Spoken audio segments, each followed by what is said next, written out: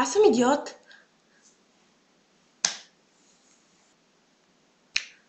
Здравейте. Така, дета, аз съм един нов влогър, предполагам. Казвам се Христина. И по принцип мразя да ме викат така. Цялото име ми е ужасно. Мамо, защо си ми кръстила така? Предпочитам да ме наричате Хрис, което е много важно. Защото се ядосвам, когато ме наричате с цяло име. На 16 години съм. Родом от Русе, но живея в Италия. От 4 години. И нещо. Защо говоря така? От едно известно време съм се заребила да правя клипчета и най-накрая реших да го направя. Защото ми е интересно какво ще стане, дали ще харесате моята оригиналност. Здравейте, зайци! Аз съм вашата мама зайка. Често се лигаря, да ви кажа. Даже е прекалено много. Твърде много.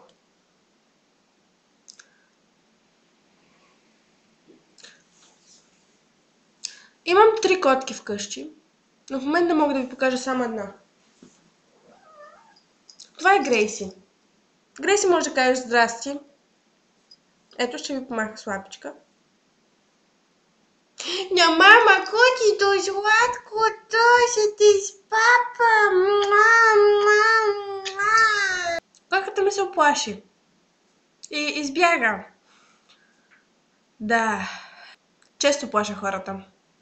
Твърде често. Може би затова нямам чак толкова много приятели. Плашат се от мен. Често говоря неща, които дори не мога да разбера какво казвам. Това малко нямаше смисъл. Добре. Като цяло реших да започна да правя клипчета. И се надявам да се разберем. Така де. Да. Бих се радвала, ако се абонирате за мен в канала ми. Ако се абонирате за мен долу. В ляво ли, дясно ли? Дясно. Не, ляво. Не знам. Не мога да ви кажа. Ляво. Да. Дяло.